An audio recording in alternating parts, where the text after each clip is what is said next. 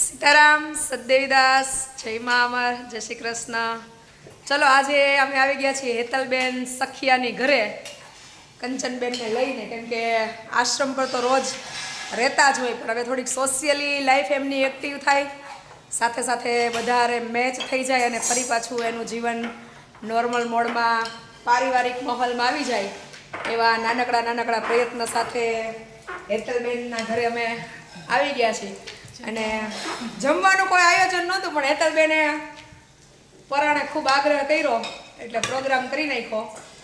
અને અમારા કિન્નુબેન, જો અત્યારે આ યંગસ્ટરે ખાસ કિન્નુમાંથી ઘણું બધું શીખવાનું છે. કિન્નુ અત્યારે પાયલોટની તૈયારી કરે છે, સ્ટડી કરે છે, પણ છતાંય સમયને આધીન દીકરીઓ ભણતી હોય તો મા બાપને એવું હોય કે ભાઈ કામ નથી કરવું એ બરાબર છે, પણ આવડવું બધું જોઈએ.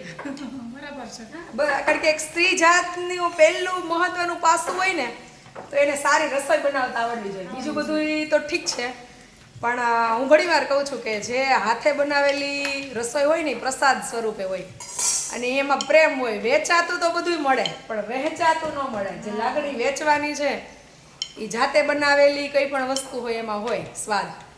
અને અમારા કંચનબેન સરસ મજાની રોટલી બનાવે છે, એટલે કિન્નુ માટે ખાસ બધા પ્રે કરજો, ખૂબ ભણી ગણી આગળ વધે, હિતેશભાઈનું અને હેતલબેનનું નામ રોશન કરે, અને દેશ સેવામાં, સમાજ સેવામાં એનું જીવનનું યોગદાન, યથાયોગ્ય યોગદાન, બાંધતી નથી હો,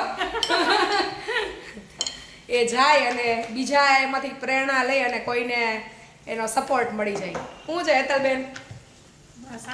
કઈ બોલો.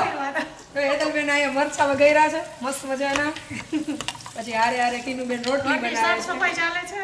અત્યારે એને દિવાળી આવી ગઈ, ધૂ કચરા હાલે છે. ખરેખર અમુક બહેનોના નામ ન હોય, પણ એમ કહેવાય ને કે અમુક બહેનોના હું લાઈવના માધ્યમથી ના પડે એટલે ઉલ્લેખ નથી કરતી, પણ હેતલબેન, ચેતનાબેન, અલ્પાબેન, આ ત્રણેય ત્રિપુટી છે ને, એનો ખૂબ સહકાર અને ખૂબ સપોર્ટ છે અમરધામ આશ્રમને. સોશિયલ મીડિયામાં ક્યારેય જાહેર નથી થતા, પણ ખરેખર આવવું જોઈએ. એમાંય ખાસ કરીને જ્યારે એક સ્ત્રી છે ને એક બીજી સ્ત્રીને મદદ કરતી હોય ત્યારે કાર્ય કરવાનો આનંદ ખૂબ વધારે હોય. કેમ કે આમ કહીએ ને કે બહેનોના ખિસ્સામાંથી કંઈ પણ કઢાવવું હોય ને તો બહુ અઘરું હોય, પણ જ્યારે નિસ્વાર્થ ભાવે ક્યાંય પણ સોશિયલ મીડિયામાં જાહેર થયા વગર સરસ મજાની એમની સેવા છે એ ખરેખર બિરદાવવા જેવી છે. અને એમાંય ખાસ પાછળ ઘરવાળાનો સપોર્ટ હોય તો બધું થાય. એટલે હિતેશભાઈને ખૂબ ખૂબ અભિનંદન. મા અમર તમને બધાને ખૂબ સુખી નિરોગી દીર્ઘાયુ અર્પે. હવે હેતલબેનને કંઈક આજનું થોડુંક સેશન વ્લોગમાં પોતે લે. કંઈક બોલો. કિન્નુ તું બોલ. ના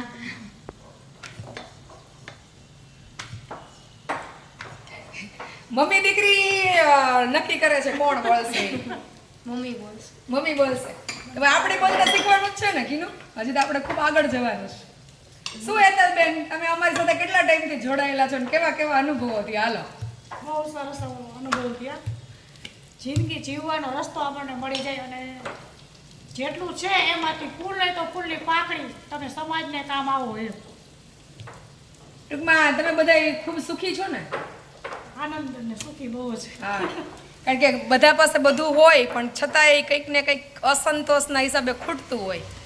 તો જ્યારે અમરધામ આશ્રમની મુલાકાત લ્યો, પ્રભુજીના જીવનને જોવો, ત્યારે આપણને આપણા જીવનનો સંતોષ થાય કે ખરેખર આપણે ખૂબ સુખી છીએ. અને આપણને જે જીવન મળ્યું છે એ પણ ખૂબ કિંમતી છે.